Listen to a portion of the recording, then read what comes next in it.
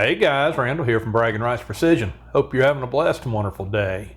Well, it's been a minute, so we need to do some videos, right? Frankford Arsenal sent over some good material for that. They sent some new toys. We've got the Frankford Arsenal turret press, the single stage. Both of these are brand new from them, recently released. We have the IntelliDropper 2.0. Now, if some of you remember, I helped debut these in the Frankfurt booth at SHOT Show back in January.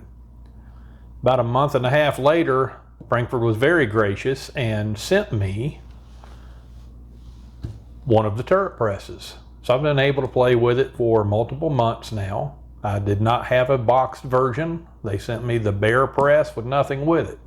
No instructions, and even a dummy like me was able to figure it out with ease. It has been an absolutely wonderful press. I've been loading all of my precision rifle rounds on it, and I'll never look back. That thing is just amazing, and it is geared around ELR and precision loading, as is the single stage. So this one, not been opened. Again, I've never seen the boxed version. We're going to be opening this and going through it together. Going to be a wonderful thing, guys, so let's get to it. These videos will be separate each, starting with the turret. We'll do an unboxing and setup. Later I'll do a follow-up video, show you guys some actual loading on it. We'll do a few measurements on the rounds, show you how well it works. We'll do the same on the single stage, and we'll be doing some videos on the IntelliDropper 2.0. So these are going to be mounted on inline fabrication plates. They do have them for both presses. They both use the same pattern, which is kind of cool. With that said, guys, again, let's get to it.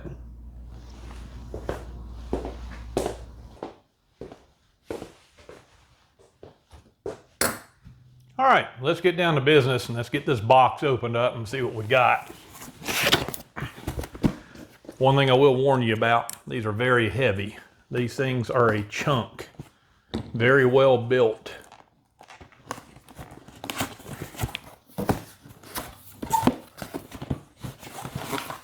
Instructions right on top.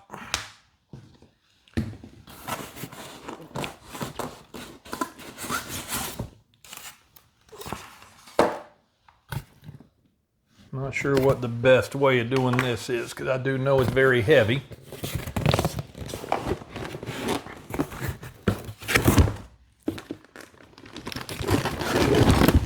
Oh yeah.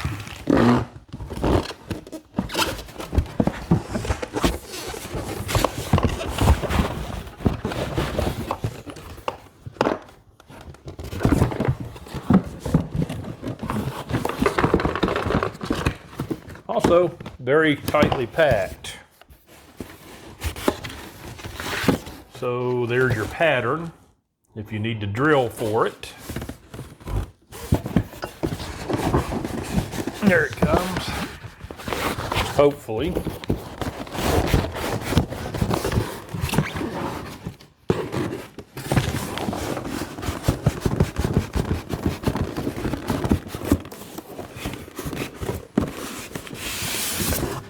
They did not want that coming out of there.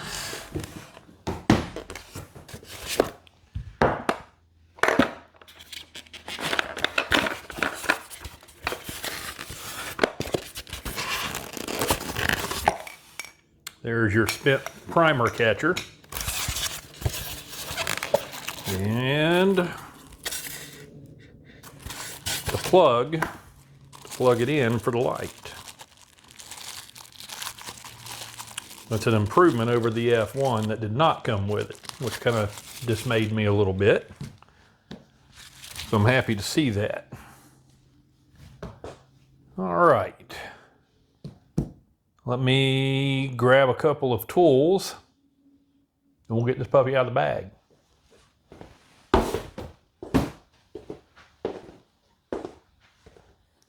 All right. Not entirely sure what I'm going to need yet because, again, haven't had a box version yet.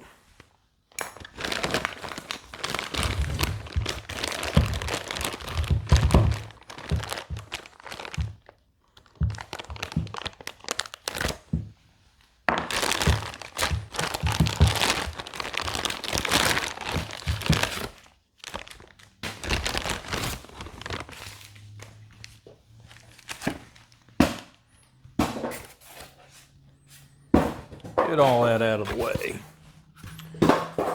We won't need the pattern because we already have inline fabrication plates.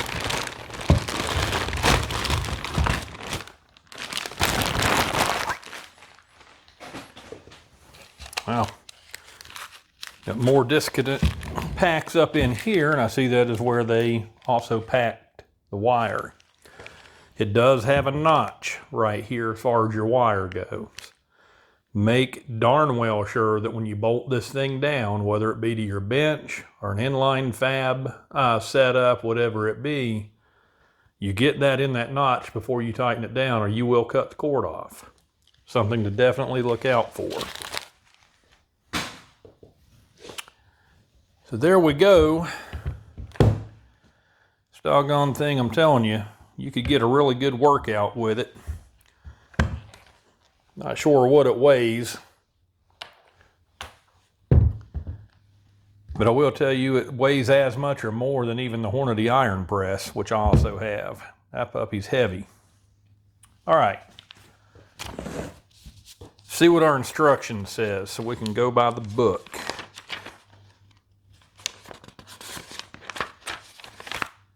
Step 1, unpacking. Well, I think we already covered that, so we're good there. Now, somewhere, I think I have missed. Nope, there's the bolts already in the handle. So no loose bolts there.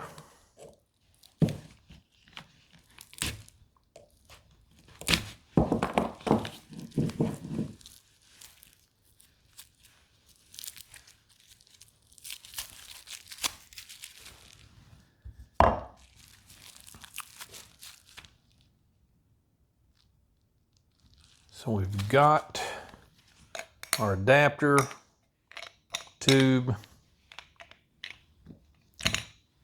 power pack, handle, pattern, press. Now this does show number 4 5mm hex key. So did I miss that somewhere?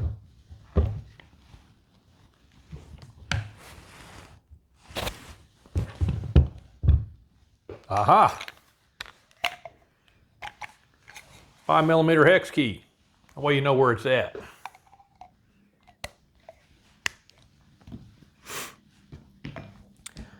Handle installation. So that's up next. Install the handle into the press assembly as shown. Assemble the handle to the press using the 3x M6 screws and included hex key.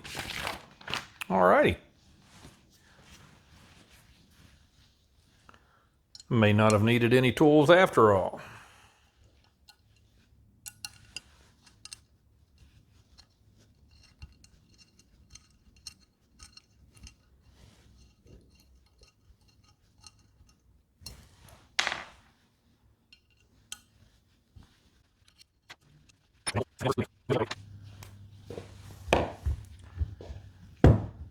So we're going to make sure that this is in the downward stroke so we don't get the handle in incorrectly.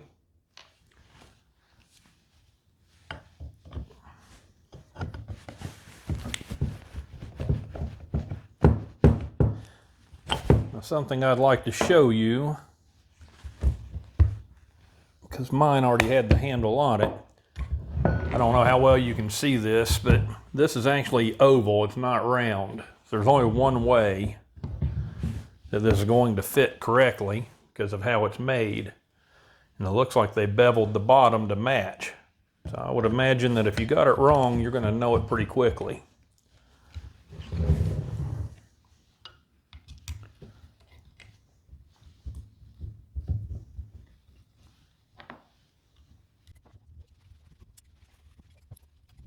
Easy peasy. Next up, mounting preparation. Again, we're going to be putting this on the inline fabrication quick plate for the quick mounts. That's what I do with all of my equipment. I think I've helped put some of Dan's children through college. at least a semester. So press mounting, you'll go through and do exactly what we just talked about. You're going to mount it to your press. You would either drill holes, which we won't be showing you because I don't use that system. It does give the explanation of. So we're going to do some movie magic, and bam, it's already mounted. All right, let's get this big chunk around here. Set the camera up in a different spot. Let's go ahead and mount it in our plates, and let's show you how to finish the rest of it. Next up, we installed the spent primer catcher. Very easy. Just simply screw it onto the bottom of the threaded shaft.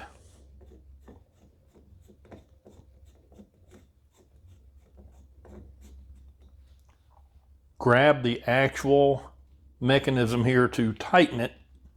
Don't do it by the bottle. Bottle comes on and off very easily. Bottle even has a nice rubber O-ring, keeps it tight, no rattling. All that truly leaves is we need to plug this bad boy in.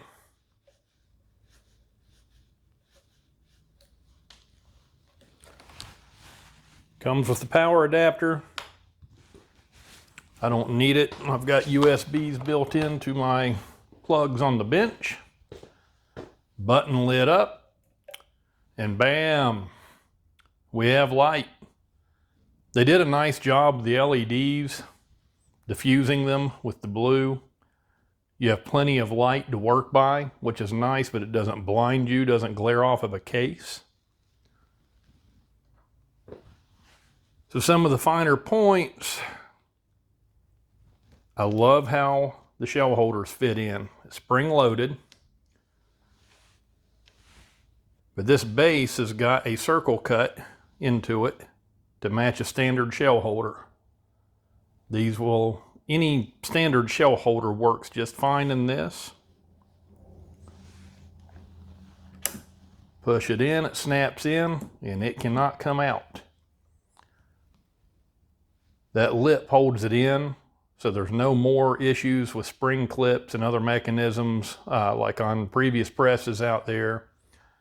And then your shell holder walks on you, and then there goes your concentricity while you're loading. Nobody likes that. They did a very, very nice job on it. Put a case in there. Again, plenty of light, but nothing glaring. You can see everything well. You can inspect your case. They did a very, very nice job with that. Turret adjustment. This turret head is adjustable by the amount of torque that you put on the center bolt. This thing is on nice bearings, top and bottom, which we'll show here in a few minutes. You can adjust it to where it snaps into place. It's got 3 heavy spring detent balls to keep it locked. Right now I've got it loose enough that I can turn it with my fingers. Now, to lock it down enough that you can just turn it station to station and use it, it says 40 to 45 inch-pounds. But this thing, they built it so nicely that even by hand, everything detents into place very nicely. I don't have any deflection even before I torque it.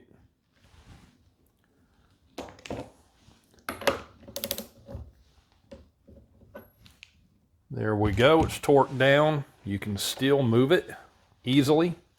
And I torqued that at the 45. Nothing moves that shouldn't. It'll rock just a small amount to help center your dies and your case. You're good. Now, you get it locked into place where you want it, and you only want to lock it to that one station. Now we go 25 to 50 foot-pounds.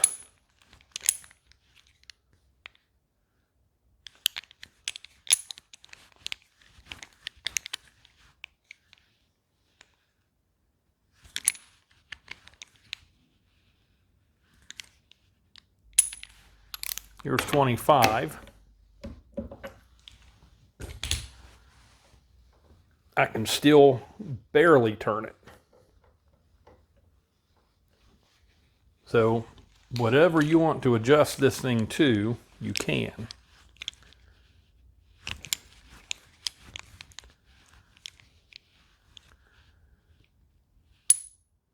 Let's get up to 40.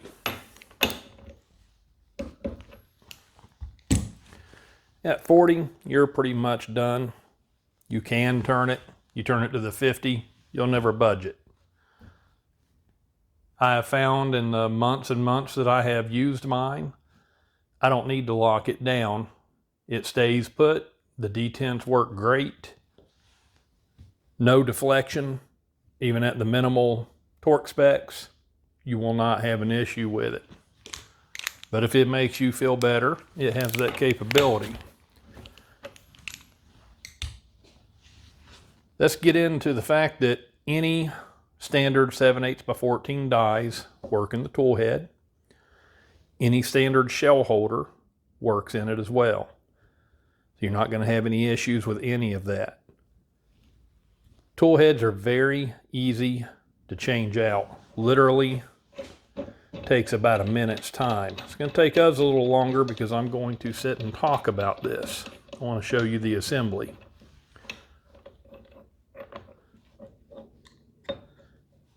Take off your bolt and your top washer.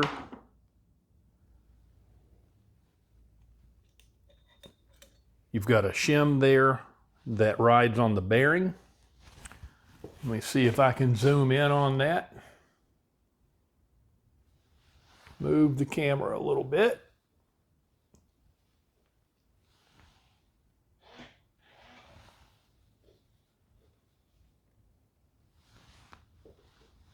So they have really nice bearing setups in them. When you swap out your tool head, you need to make sure that you pull these out because they do not come with the new tool head. We'll set these aside. Be careful when you lift the tool head off. There's 3 detent balls and 3 springs underneath of it. You don't want them to go all over the place. There's 2 of them stuck to the bottom. Set the tool head aside. I want to show you these. Another bearing, another shim to ride it on.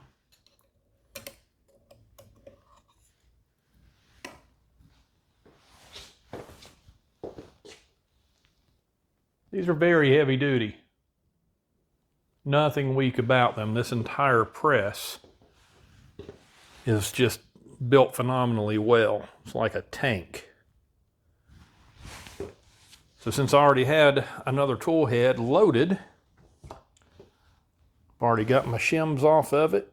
Make sure, yes. You're just going to simply set it on there, spin it till you hear the detents, bearing,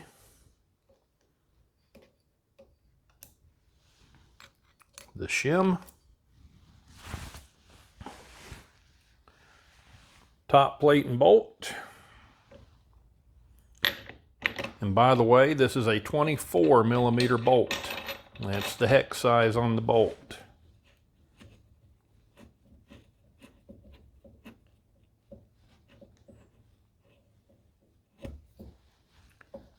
Okay, we're going to drop this back down to the minimum specs.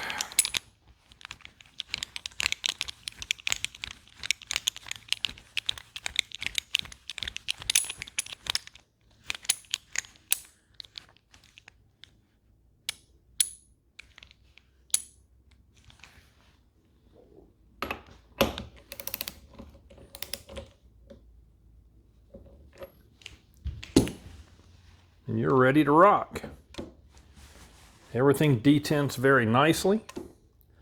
Now, one thing you do have to watch out for, this is a 300 PRC die. Has a drop down sleeve.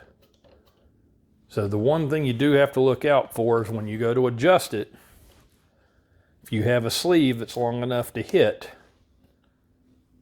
it'll go into place right there for your next station, no issue. Go to another station, just make sure you push it up. That's all. This is a monster die. Most of them, I would say 95% of them out there, you don't have to worry about it. Most of them don't have a centering sleeve that drops down either. So there's that.